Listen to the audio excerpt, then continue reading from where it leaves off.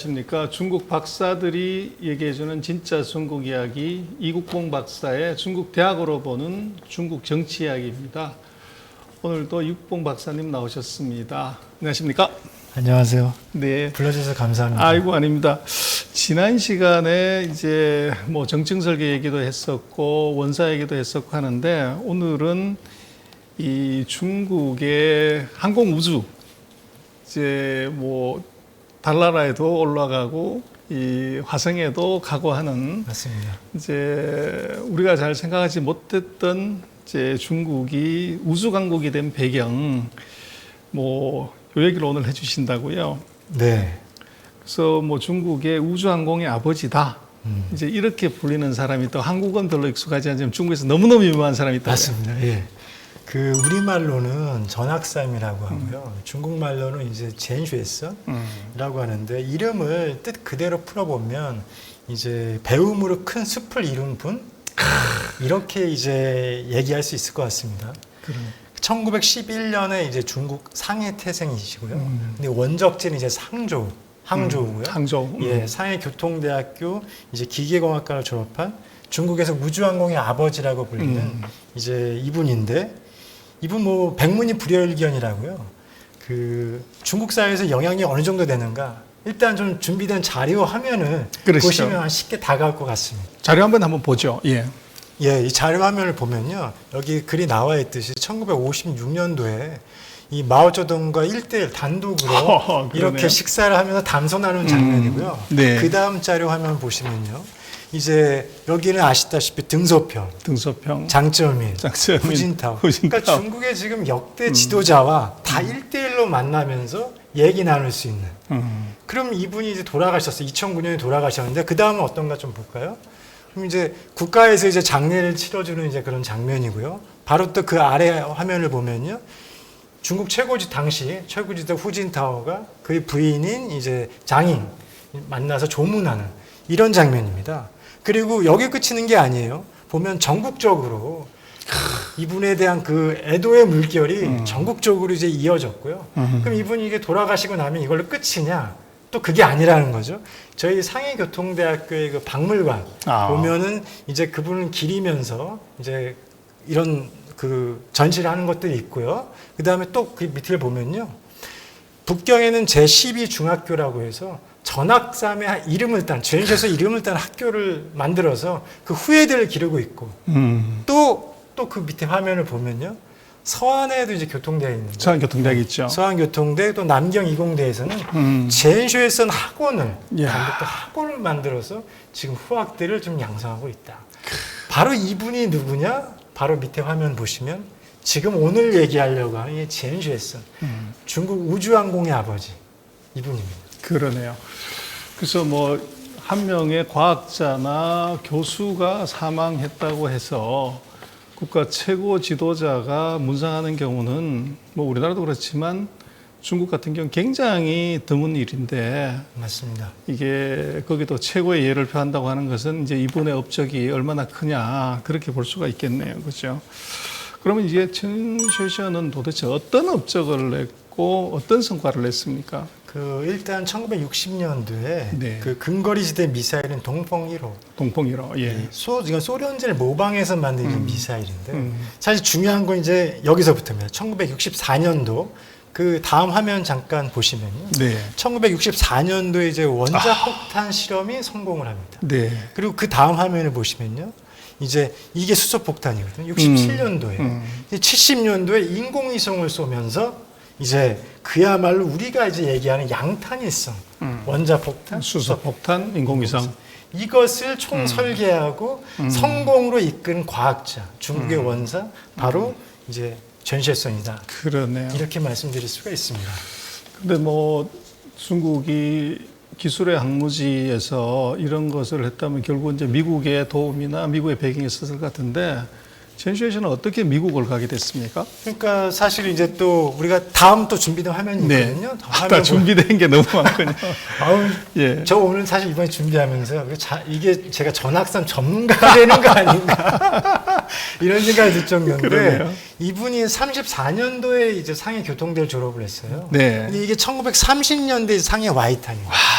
진짜 그 모습이 있네요. 맞습니다. 지금. 예. 이야. 그러니까 여기가 당시 이제 심리 양장. 그래서 발 디딛는 곳마다 서양에서 들어온 물건으로 아주 번화한. 그러니까 이런 모습을 보면서 이제 그 전제소는 학교를 다니고 했을 텐데 과연 이 서양에서 들어온 이 힘의 원천이 뭐냐 이런 것들을 충분히 생각했을 것 같고요. 그리고 마침 이제 그가 이제 졸업을 하고 나서 얼마 안 해서 기회가 옵니다. 네. 미국에서 이제 경자배상 장학금이라고 이제 그 지원을 받고요. 그야말로 무일푼으로 이제 배 타고 이제 태평양 건너서 미국으로 가는 거죠. 1935년에 이제 MIT에서 이제 석사를 하고요. 그 다음에 1936년도에는 캘리포니아 공대에서 이제 우주항공학과 수학을 공부를 하기 시작하는데 당시에 이제 그 지도 교수는 폰카르만이고요. 39년도에 이제 박사를 졸업을 하고 나서 자연스럽게 캘리포니아 공대에 남아서 이제 교편을 잡고요. 잠시 47년도에 MIT를 갔다가 다시 49년도에 캘리포니아 공대로 돌아옵니다. 그렇네요. 근데 그게 경자 지금 배상 장학금이라는 것이 미국이 중국한테서 전쟁 배상금 받은 거를 그것을 이제 미국으로 유학 오는 인재를 기르는데 쓰는 맞습니다. 자금으로 써라. 그게 지금 이제 칭화대학의 그 근본이 됐다고 그럴까?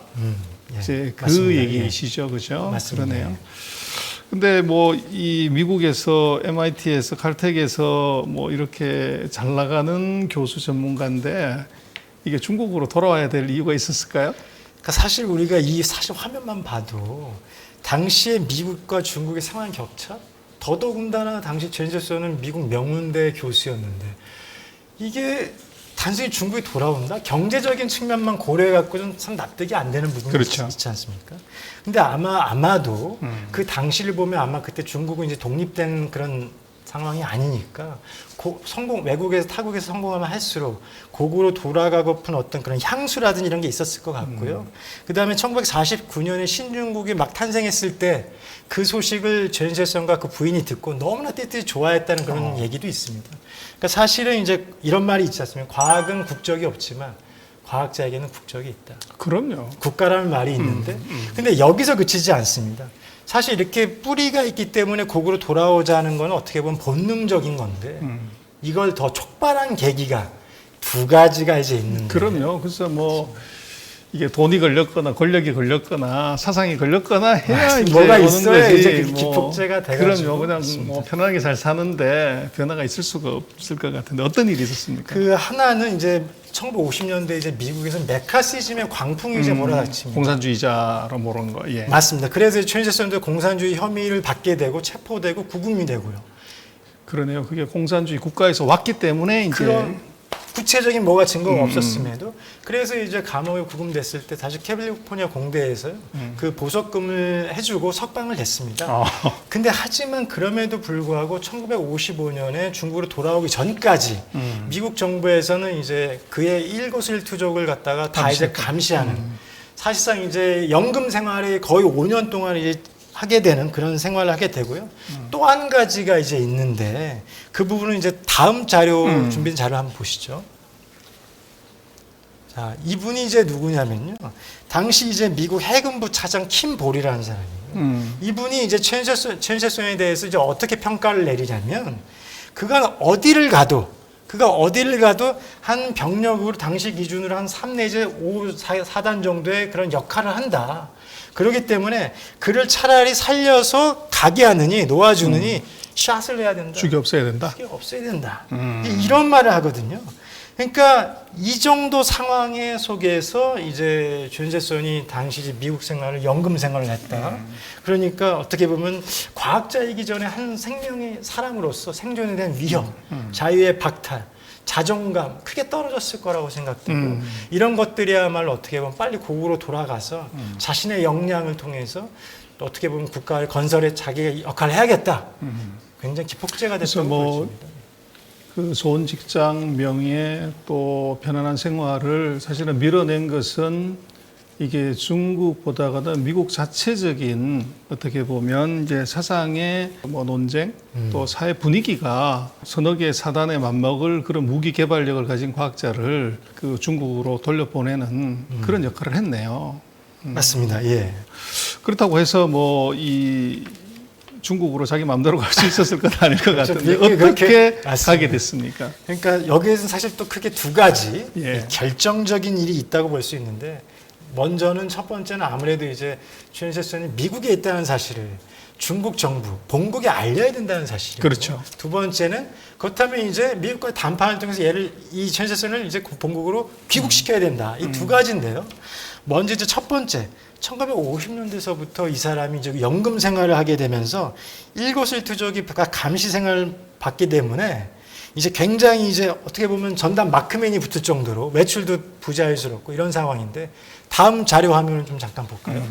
아주 운이 좋게도 이제 이 소식을 접하게 됩니다. 춘세선이 이 소식을 접하게 되는 게 뭐냐면, 마오쩌둥, 이게 중앙에 마오쩌둥이고요. 그렇죠. 바로 옆에 이제 이분이 누구냐면 전슈통이라고 당시 중국 정부의 중앙위원이고, 그 다음에 전인대 상무위원회 부위원장을 했죠. 근데 이분이 춘세선 아버지의 막역한 친구 사이예요. 그러니까 이런 소식을 접한 춘세선과 그 부인이 자기가 지금 미국에 있는 처한 상황, 빨리 지금 본국에 돌아가고 싶다는 요청을 이분한테 해야겠다고 이제 편지를 써야겠다는 거예요.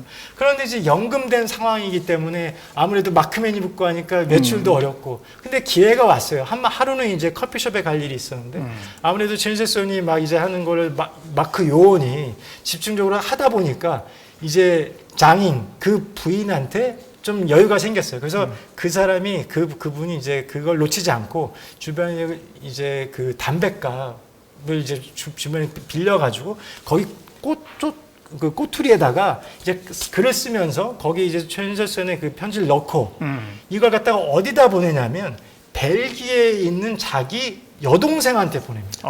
왜냐하면 중국에 보내면 바로 체크가 될 거기 때문에. 그렇죠. 그리고 이제 그것도 이제 이 사람이 춘세선이 직접 겉봉에다 쓰는 게 아니라 부인이 쓴 걸로 해가지고, 그래서 결국은 이 편지가 최종적으로 천슈통한테 전달이 되고 이제 중국 정부가 알게 되는, 이제 이게 이제 중요한 첫 번째입니다. 그러네요. 몇 개 사단 병력에 맞먹는 뛰어난 과학자가 있다는 거를 맞습니다. 이제 드디어 알게 됐네요. 드디어 이제 알게 됐습니다.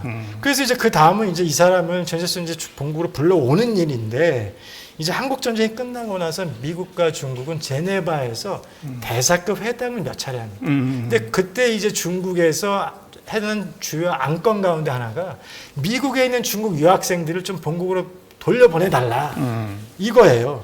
근데 이제 춘세선의 존재를 알게 된 중국 정부가 이제 그것도 요구하겠죠. 그렇죠. 그래서 당시에 이제 결국 성사된 조건이 뭐냐면, 미국의 그 고위급 포로 11명과 이제 중국의 춘세선 1명을 막교환하는 방식으로 이제 진행이 된다는 거예요. 그러네요. 그래서 뭐 항공기 조종사라고 그러면 뭐 수억 들여서 키운 사람 11명하고 이제 맞방 끝나고 하는 것은 뭐 그 보통 일. 근데 중국의 전략이 결국은, 미국은 그 끝까지 우리는 이제 조국을 위해서 싸운 사람을 케어한다. 그래서 해외 포로들을 이제 어떤 조건이든 다시 이제 돈을 주든 뭐를 발언을 하는데, 11명 대 1명. 이건 뭐 충분히 밸류가 있다고 미국은 그렇게 오판을 했을 가능성이 있네요. 근데 여기서 한 가지가 더 숨어 있었습니다. 네. 뭐냐면요, 이 일 자체가 이제 당시 미국 대통령의 아이젠하워한테까지 이제 들어가게 됩니다. 아니 도대체 춘세선 그 사람이 뭐길래 미국 포로 11명과 이 사람 한 사람을 맡겨야하느냐, 알아보라는 거죠. 알아보서 이제 전문가들의 평가를 들어보니까 이제 이렇게 얘기를 하는 거예요. 5년 동안 대략 한 연금 생활을 했기 때문에 춘세선이 아무리 미국 미사일 로켓 연구했어도 이제 그거 알고 있는 건 아웃 오브 데이트다. 그냥 돌려보내도 된다. 그래서 이제 최종적으로 중국으로 돌아가라, 이 결정이 난 겁니다. 그러네요. 그게 뭐 참 중국이 그 우수항공에서의 운이라면 운이고, 또 이제 미국의 어떻게 보면 패착이라면 패착이겠네요.